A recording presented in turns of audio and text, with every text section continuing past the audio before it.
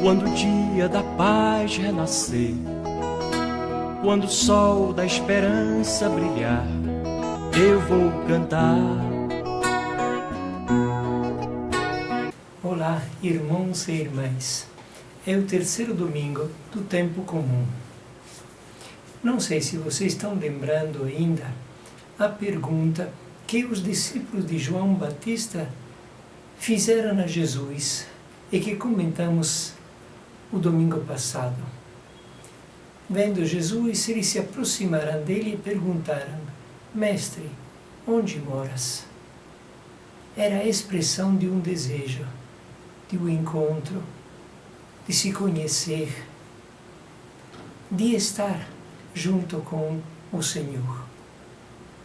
Hoje, o Evangelho nos dá uma primeira resposta e nos diz onde nós podemos encontrar, escutar e conhecer melhor a Jesus. De fato, o Evangelho de hoje inicia assim: depois que João Batista foi preso, Jesus foi para Galileia, pregando o Evangelho de Deus. Jesus foi para a Galileia. É o local da vida comum, da vida normal. A Galileia não é um local santo. É o lugar onde Jesus viveu. É o lugar do simples viver cotidiano. E é tão importante por Jesus tudo isso que, depois da ressurreição, vocês lembram qual foi o recado que Jesus ressuscitado deu às mulheres? Ele disse: avisem os meus discípulos que eu vou na frente deles na Galileia, e lá eles me encontrarão. Então, o Deus que se fez carne, que se fez homem, quer partilhar conosco a nossa vida inteira, tudo o que diz respeito ao nosso viver. E nos diz que nós podemos encontrá-lo e conhecê-lo e experimentar a sua salvação na nossa vida cotidiana, porque Jesus veio resgatar todos os aspectos da nossa vida. Veio nos resgatar a partir de onde nós estamos, a partir dos acontecimentos do nosso viver, da nossa vida.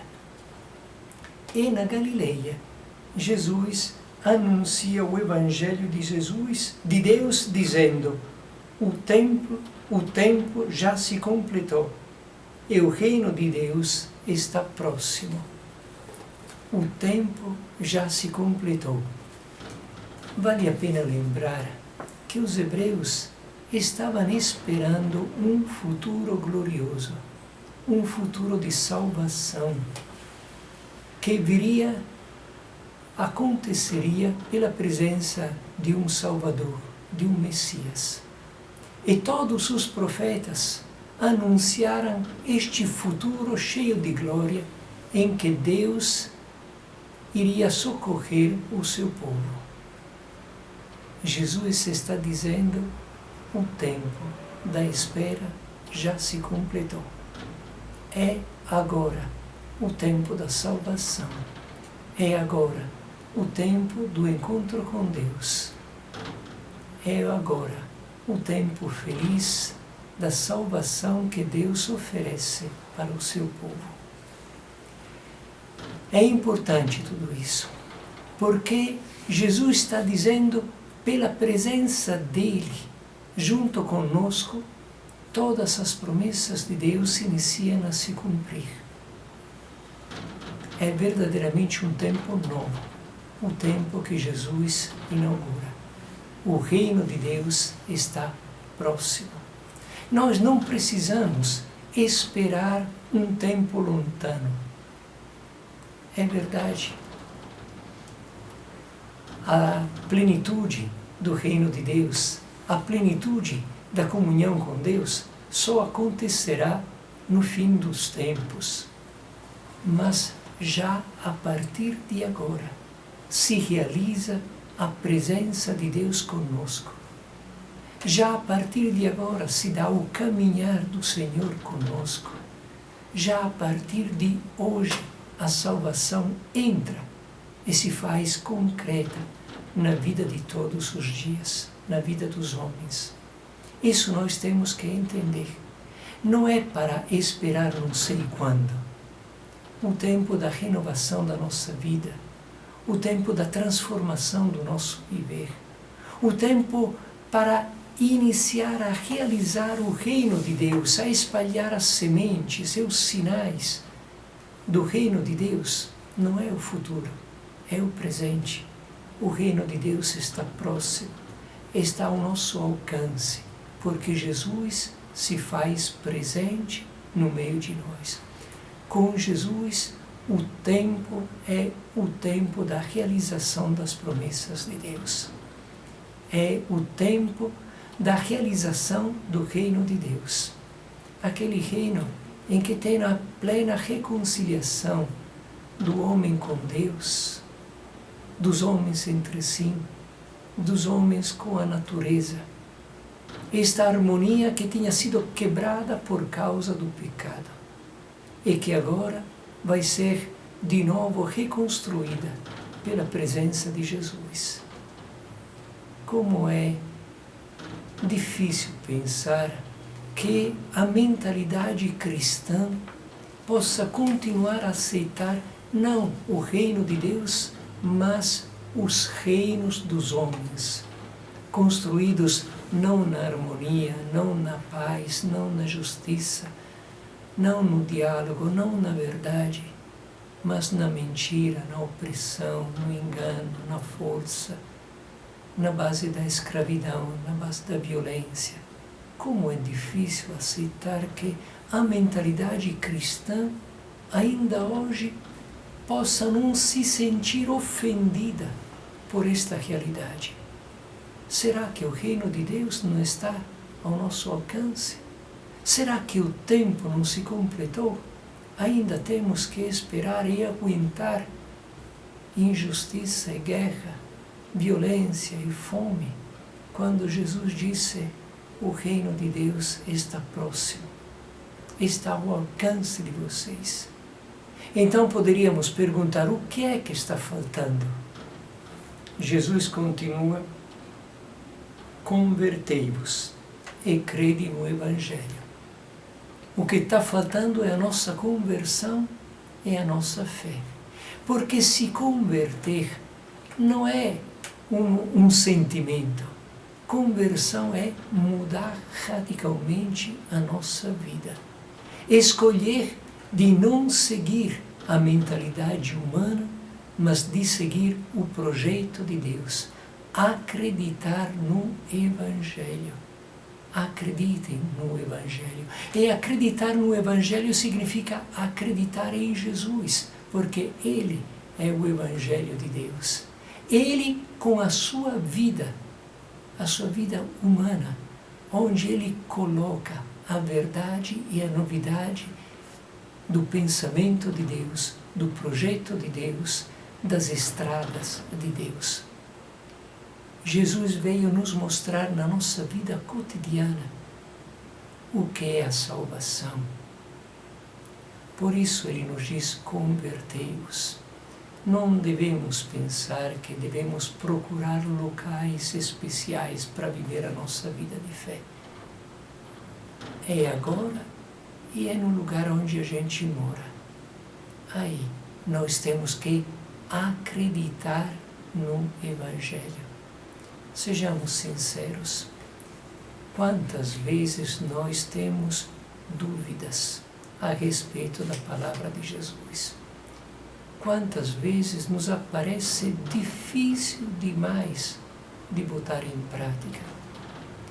Quantas vezes a gente, em vez de se defender do mal, do pecado, do egoísmo, do orgulho, desta mentalidade que cria um mundo tão desigual e tão injusto, nós nos defendemos em vez da palavra de Deus, que nos anuncia a possibilidade para os homens de realizar, dar forma ao reino de Deus, claro, com a presença de Jesus, com a força de Jesus, com a graça de Jesus, mas também com a nossa contribuição. Eis porque Jesus diz: convertei-vos e acreditais ao Evangelho. Porque sem a nossa participação, sem a nossa conversão e sem o nosso acreditar, não vai acontecer. Porque Jesus fala para a nossa liberdade, fala para nós sermos filhos e filhas de Deus. Mas é próprio a fim de que tudo isso aconteça que Jesus faz aquele convite: segui-me, venha atrás de mim, siga-me. E aqui não é para seguir uma doutrina, é para seguir uma pessoa, Jesus. Uma pessoa que se fez homem, que vive uma vida humana. E para nós convertermos, para nós acreditar no Evangelho, significa seguir a vida de Jesus, acolher o jeito de Jesus viver no meio de nós, fazer da vida de Jesus o exemplo para a nossa vida cotidiana, o seu jeito de ser, o seu jeito de falar, o seu jeito de estar com os outros, o seu jeito de acolher os outros. Então não vamos pensar que só Tiago e João, só Pedro e André foram chamados por Jesus. Todos nós hoje também somos chamados. E somos chamados a seguir o Senhor, porque este é o jeito para se converter e acreditar no Evangelho. Porque este é o jeito de dar concreteza ao tempo, não mais e não somente da esperança, mas da realização do reino de Deus. Voltando à mente as palavras do Papa Francisco no início da sua exortação apostólica Evangelii Gaudium, quando diz: cada cristão e cada comunidade há de discernir qual é o caminho que o Senhor lhe pede, mas todos somos convidados a aceitar esta chamada, sair da própria comunidade e ter a coragem de alcançar todas as periferias que precisam da luz do Evangelho.